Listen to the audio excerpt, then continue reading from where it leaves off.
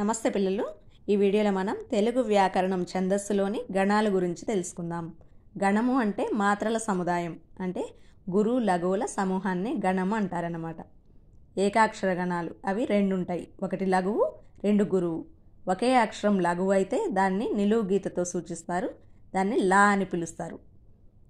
ఒకే అక్షరం గురువు అయితే దాన్ని యు సింబల్తో సూచిస్తారు, దాన్ని గా అని పిలుస్తారు. రెండు అక్షరాల గణాలు 4 ఉంటాయి, అవి రెండు లఘువులు. లఘువుని లా అంటారనుకున్నాం కదా, రెండు లఘువులు ఉన్నాయి కాబట్టి లా లా అని రాసాం, లలము. రెండు గురువులు, గురువుని గా అంటారనుకున్నాం కదా, ఒక గురువు ఇంకో గురువు, రెండు గురువులు కాబట్టి గా గా, గగము. లఘువు గురువు, లగము లేదా దీన్నే వగణము అని కూడా అంటారు. గురువు లఘువు అంటే గురువుని గా, లఘుని లా, గా లా, గలము లేదా హగణము అని కూడా అంటారు. నెక్స్ట్ 3 అక్షరాల గణాలు. 3 లఘువులు ఉంటే నగణం.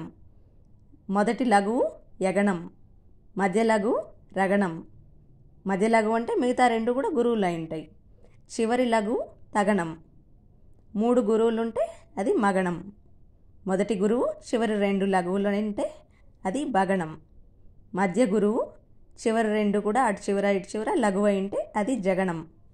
చివరి గురువు సగణం. దీన్నే ఇంకో రకంగా కూడా చెప్పుకోవచ్చు, మీకు ఏ పద్ధతిలో సులభంగా అనిపిస్తే దాన్ని ఫాలో అవ్వండి పిల్లలు. యా మా తా రా జబాన సా.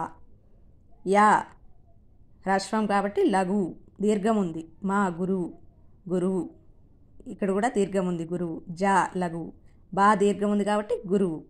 నా హ్రస్వం కాబట్టి లఘువు అవుతుంది. నా తర్వాత వచ్చే 3 నగణం. నగణంలో 3 లఘువులు ఉంటాయి. సా సగణంలో సా తర్వాత వచ్చే 3 సగణము అంటారు. లఘువు లఘువు గురువు.